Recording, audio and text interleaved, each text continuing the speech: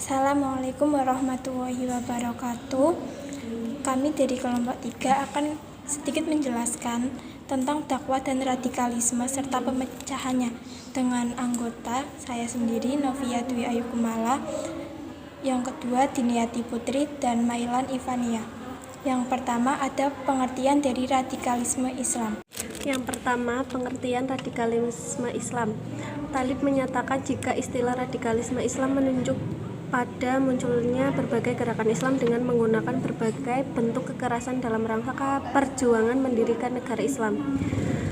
Kemudian Rahmat menyatakan bahwa radikalisme Islam merupakan suatu gerakan yang memiliki ciri-ciri radikal dengan indikator adanya karakter keras dan tegas. Berdasarkan beberapa pengertian di atas, dapat disimpulkan bahwa radikalisme Islam merupakan sebuah gerakan berbasis Islam yang dimaksudkan untuk melakukan pembaruan dalam masalah sosial, politik, atau keagamaan yang dilakukan secara drastis, keras, dan tanpa kompromi kepada pihak yang dianggap musuh, dengan satu prinsip bahwa hanya syariat Islam yang dapat mengatasinya, sehingga pendirian negara Islam dan penerapan syariat Islam menjadi tujuan perjuangannya. Yang kedua, akar radikalisme Islam. Radikalisme Islam pada zaman dahulu dilatar belakangi karena adanya kelemahan umat Islam dalam bidang akidah, syariah maupun perilaku, sehingga radikalisme Islam merupakan ekspresi dari tajdid, islah, dan jihad untuk mengembalikan muslim pada ruh Islam yang sebenarnya. Namun modern ini radikalisme Islam sangat kompleks akarnya. Hasan menganggap bahwa radikalisme Islam adalah strategi baru melakukan reaksi dominasi Barat terhadap dunia Islam yang memunculkan aktivisme bendera agama untuk reposisi Islam dalam ruang politik kenegaraan. Mubarak menyebutkan dua penyebab terjadinya radikalisme agama khususnya Islam, yakni faktor deprivasi relatif dan disorientasi nilai-nilai yang diakibatkan karena modernisasi.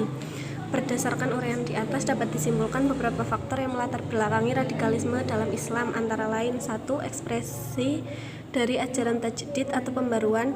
Yang kedua, dampak dari pemikiran Hassan al-Banna. Yang ketiga, frustasi yang dialami dunia Islam akibat ketertinggalan di bidang ekonomi, ilmu pengetahuan, dan teknologi, buruknya kondisi ekonomi yang menimpa dunia Islam. Yang kelima, perlakuan negara barat sebagai bentuk ketidakadilan terhadap masyarakat muslim. Dan yang keenam, dampak ajaran Islam tentang dakwah, amar ma'ruf nahi mungkar, jihad, dan sebagainya. 3. Agama dan radikalisme. Islam pada dasarnya merupakan sebuah agama yang memberikan keamanan, ketenangan, dan ketentraman untuk semua pemeluknya. Tidak ada satupun ajarannya yang mengajarkan untuk melukai makhluk lain. Jikapun ada, itu merupakan sebagian kecil dari umatnya, sebagai upaya penyelesaian atau pemecahan masalah, tetapi tidak ada dalam ajarannya. Pelaku radikalisme atau teroris yang mengatasnamakan jihad dan beragama Islam tidak menjamin mereka benar-benar beragama Islam secara struktur atau identitas dan kultur atau jiwa. Atau bisa juga pelaku yang beragama Islam itu hanya secara struktur atau identitas saja. Tidak jarang kita temui bahwa pelaku radikalisme yang mengatasnamakan agama itu sangat berkompeten dalam hal agama itu sendiri.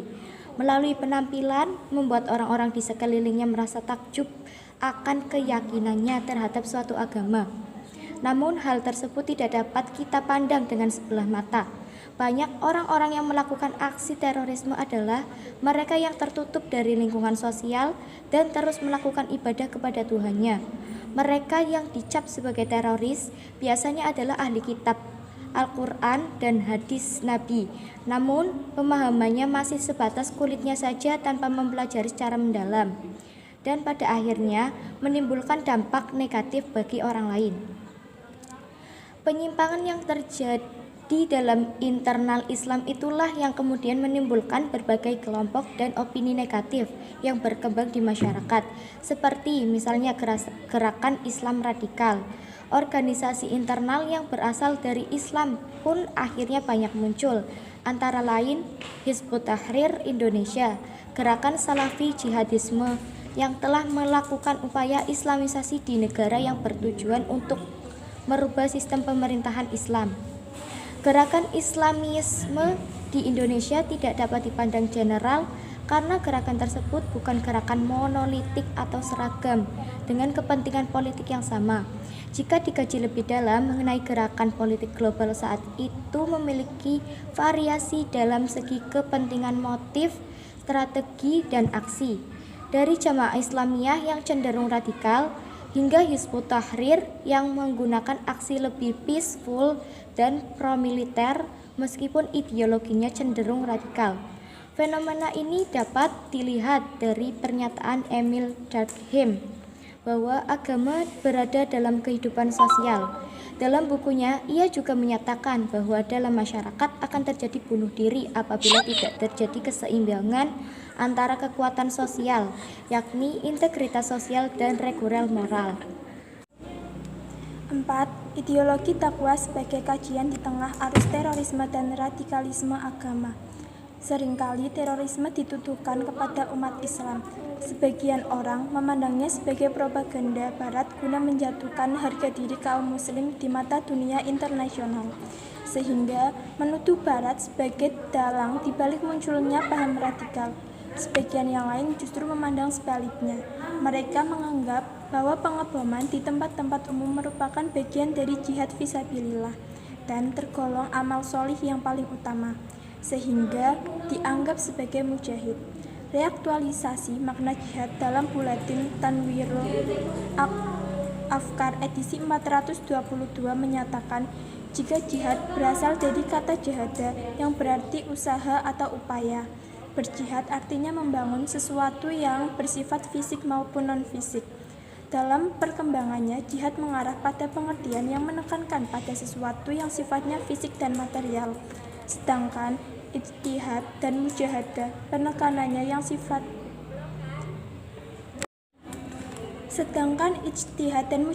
penekanannya lebih pada non-fisik atau imaterial.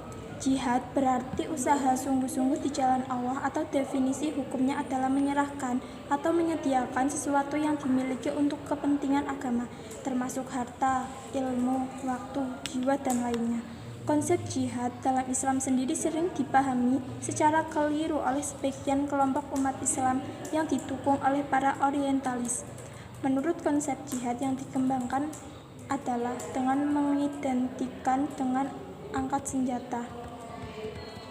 Jihad dalam arti perang menurut Islam adalah berkaitan dengan upaya menegakkan kalimat Allah dan membela agama Allah, bukan berorientasi pada dunia. Itulah jihad yang sebenarnya. Tetapi sangat disayangkan karena perilaku sebagian kelompok umat Islam dalam berdakwah banyak yang memaknai jihad dengan perang angkat senjata, sehingga ketika melihat kegiatan maksiat dan kemungkaran tidak sedikit yang menanggapinya dengan rasa emosionalis dan kekerasan. Sikap emosional yang dimunculkan sering diperlihatkan melalui jalur politik dan kekuasaan dengan memaksakan formalitas Islam di segala bidang. Oleh karena itu, umat Islam tidak boleh mencari musuh untuk berperang dan tidak diperkenankan memerangi orang yang tidak memeranginya. Mungkin itu saja yang dapat kami sampaikan dari kelompok kami. Mohon maaf apabila terdapat banyak kekurangan. Sekian, wassalamualaikum warahmatullahi wabarakatuh.